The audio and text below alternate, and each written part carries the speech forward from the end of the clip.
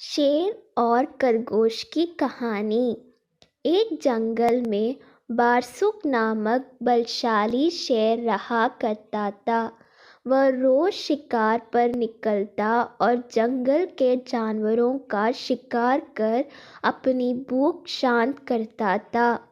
एक साथ वह कहीं कहीं जानवरों को मार देता। ऐसे में जंगल में जानवरों की संख्या दिन ब दिन कम होने लगी।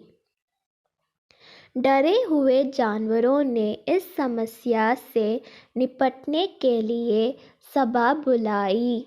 वहां निर्णय लिया गया कि शेर से मिलकर इस विषय पर बात की जानी चाहिए। इसके लिए जानवरों का एक दल बनाया गया। अगले दिन वह दल शेर से मिलने पहुंचा। शेर ने जब इतने सारे जानवरों को अपनी गुफा की ओर आते देखा तो आश्चर्य में पड़ गया। वह गुफा से बाहर आया और गर्ज कर जानवरों के दल से वहां आने का कारण पूछा। दल का मुखिया डरते डरते बोला, वनराज, आप तो वन के राजा हैं। हम सभी आपकी प्रजा है। आज आपकी प्रजा आपसे एक विनती करने आई है। कैसे विनती? शेर ने पूछा। वनराज, आप रोज शिकार पर निकलते हैं और कई जानवरों को मार देते हैं। आप उन सभी मरे हुए जानवरों का भाषण भी नहीं कर पाते। हम सबका विचार था कि आपकी भूख मिटाने यदि रोज एक जानवर सब आपके पास बेच दिया जाए तो आपको भी आराम रहेगा और हम भी भयमुक्त रहेंगे। शेर को बिना मेहनत शिकार प्राप्त हो रहा था, इसलिए उसने यह निवेदन स्वीकार कर लिया, किंतु साथ ही चेतावनी भी दी कि जिस दिन उसके पास जानवर नहीं पहुंचेगा उस दिन वह सबको मार डालेगा। उस दिन के बाद से प्रतिदिन एक जानवर का चुनाव कर उससे शेर के पास भेजा जाने लगा। अब शेर दिन भर गुफा में पड़ा आराम करता रहता। परिणामस्वरूप अन्य जानवर जंगल में सुकून से जीवन जीने लगे। एक दिन शेर का भोजन बनने की एक खरगोश की बारी आई। खरगोश शेर की गुफा की ओर चल तो पड़ा, किंतु मृत्यु निकट होने के कारण वह अत्यंत भयभीत था। वह धीरे धीरे कदम बढ़ाता हुआ चला जा रहा था, साथ ही किसी तरह अपने प्राण बचाने का उपाय भी सोचता जा रहा था। चलते चलते रास्ते में एक कुआं पड़ा।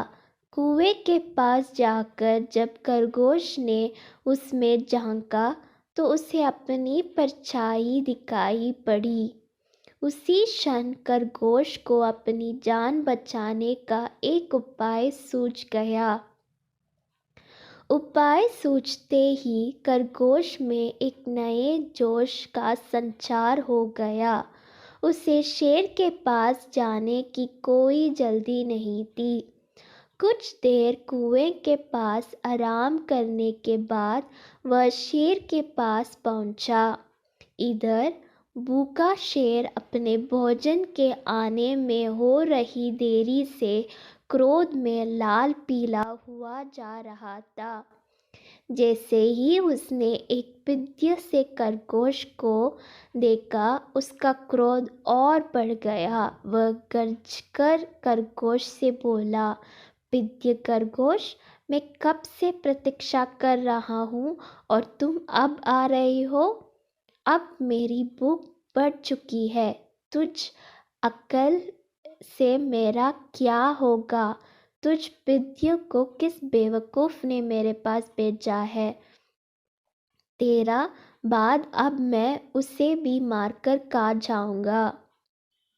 खरगोश हाथ जोड़कर गिड़गिड़ाया, वनराज, देरी के लिए मुझे क्षमा करें। विश्वास करिए, हम इसमें ना मेरा दोष है, ना ही मुझे बेचने वाले का। हम तो 5 खरगोश आपका भोजन बनने निकले थे, किंतु रास्ते में एक दूसरे शेर ने हमें रोक लिया। जब हमने उसे बताया कि हम अपने राजा का भोजन बनने जा रहे हैं, तो वह 4 खरगोशों को मारकर खा गया और मुझे आपके पास यह संदेश देने भेजा कि अब से वह जंगल का राजा है।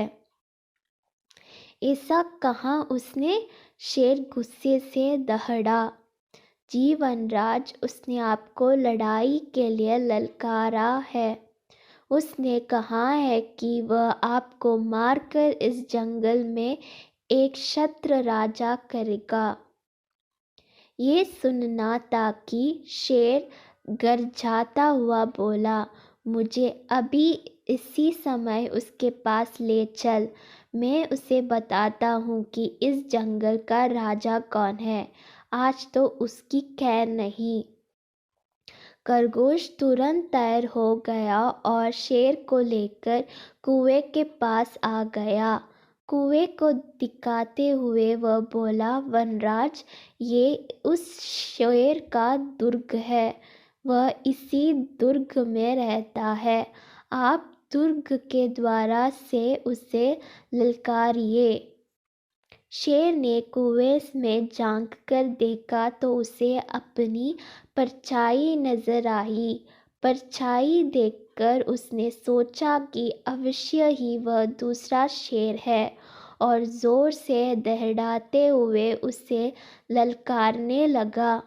कुछ ही दीवारों से टकराकर आती हुई अपनी ही दहड़ की प्रतिध्वनि सुनकर और अपनी परछाई देखकर उसे लगा कि दूसरे शेर भी दहड़ते हुए उसे ललकार रहा है।